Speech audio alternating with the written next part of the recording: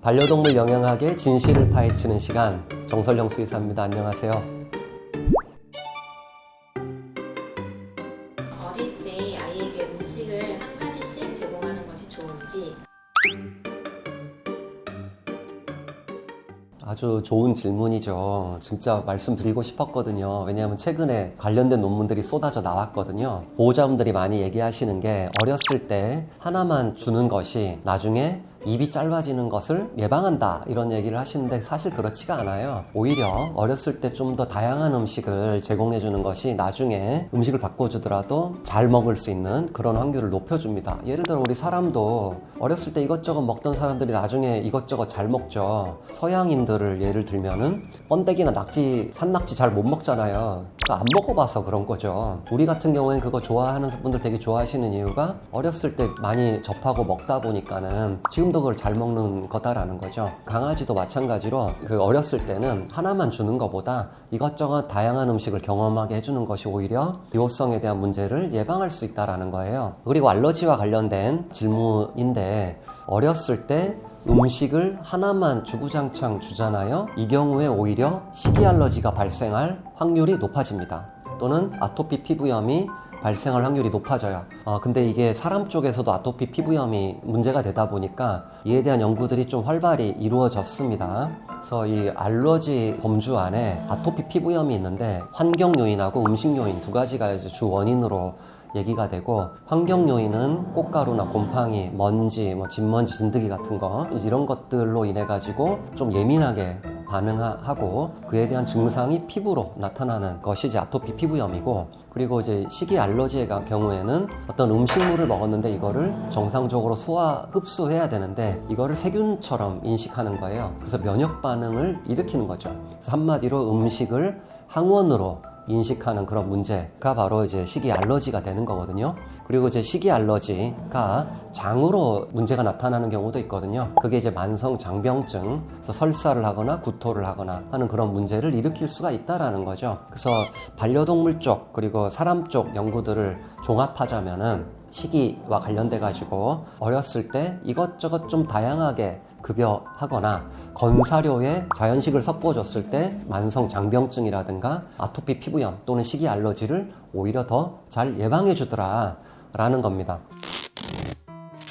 우선은 이제 사람 쪽에서도 굉장히 이슈니까 먼저 논문들을 살펴볼게요. 사람 같은 경우는 2000년대 초반까지만 해도 예를 들어 미국 소아학회나 아토피 알러지 관련된 학회에서 알러지 유발 가능성이 높은 식품, 예를 들어 서양 같은 경우에 땅콩 그리고 달걀, 일부 생선류들이 알러지를 잘 일으킬 수 있다 해가지고 어렸을 때부터 이거를 먹이지 말아야 된다라는 게 권고사항이었어요. 하지만 2020년 이후에 여러 이제 논문들, 여기 한 5편 정도 보이시잖아요. 논문 한 5편 정도,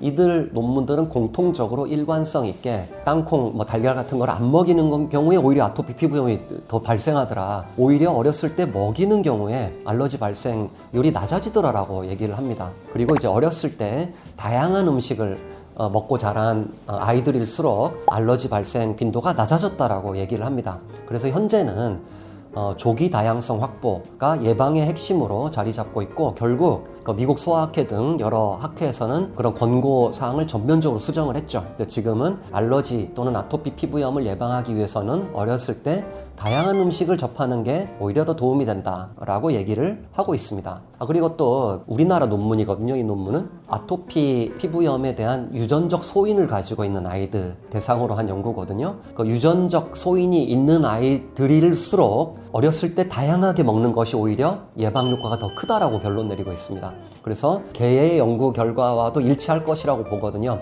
아토피 발생률이 좀 높은 강아지들이 있어요. 그런 품종들의 경우에는 오히려 어렸을 때 좀 더 다양한 음식을 급여하는 것이 아토피 피부염의 예방 확률이 좀 더 높아질 수 있다라는 거죠. 그리고 또 이제 재밌는 연구가 2편이 있거든요. 이거 역시 사람 대상 연구인데, 엄마가 아기를 임신하고 있어요. 근데 그 임신 과정에서 그 산모가 다양한 음식을 섭취했을 때 아기가 나중에 태어났을 때 알러지 위험성이 줄어든다라고 되어 있습니다.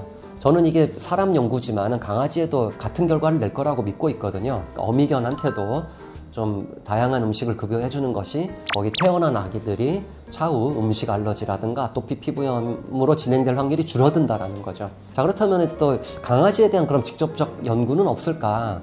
있습니다. 여기 이제 2021년도 논문이거든요. 반려동물 4,000마리 이상이에요. 굉장히 많은 강아지를 대상으로 수행된 연구고, 어렸을 때, 그러니까 이 연구에서는 2개월에서 한 6개월 정도 얘기를 하고 있거든요. 어린 강아지들한테 건사료를 급여한 애들도 있을 것이고, 비가공식품, 그러니까 자연식을 급여한 그런 애들도 있을 거잖아요. 이런 이제 그룹핑을 한 거예요. 결과적으로 건사료를만 급여한 아이들 같은 경우에는 아토피나 알러지의 확률이 높아졌습니다. 자연식 위주로 급여한 경우에는 알러지나 아토피 확률이 낮아졌어요. 그러니까 사람에서 수행된 연구 결과와 굉장히 유사한 결과를 나타난 거죠. 그리고 이 연구에서 되게 재미있는 거는 건사료를 주식으로 할 수밖에 없는 상황들이 있잖아요. 근데 이것만 주는 것보다는 건사료를 주식으로 주더라도 여기에 자연식을 20% 정도 섞어주는 경우에 아토피라든가 알러지 예방 효과가 있었다라는 거예요.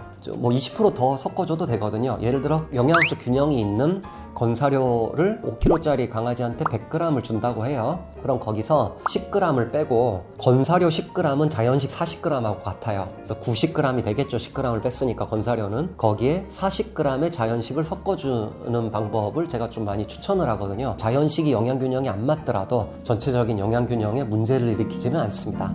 그렇기 때문에 어렸을 때는 건사료 하나만 주는 것보다는 호박, 단호박, 고구마, 양배추라든가 또는 육고기 같이 섞어주는 그런 방법들이 굉장히 좋고, 그리고 여기에는 뭐 논문이 안 나오지만은 다른 논문이 또 있는데 만성장병증 관련해 가지고 어떤 야채류들을 건사료에 섞어줬을 때 역시 만성장병증도 예방 효과가 있더라라고 얘기를 하는 논문도 있어요. 그렇기 때문에 결론적으로 아토피 또는 치기 알러지를 예방하기 위해서 성장 초기부터 다양한 음식을 주는 것이 문제를 발생시킬 확률이 되게 낮아진다라는 것이고, 그리고 건사료만 주는 어떤 환경이다라고 한다면 거기에 자연식을 최소 20% 정도 섞어주는 것이 권장된다라는 게 이제 결론입니다. 오랫동안 살아오면서 터득된 어떤 지혜가 아닐까 싶어요. 이런 이제 사람 쪽에서 어렸을 때 다양하게 아이들로 하여금 먹게끔 해줬던 그런 것들이 지금 이제 아토피 또는 알러지와 연관돼 가지고 학술적으로 이제 논문이 나오는 거죠. 그래서 옛말 틀린 말이 아니다라고 말씀드리고 싶습니다. 감사합니다.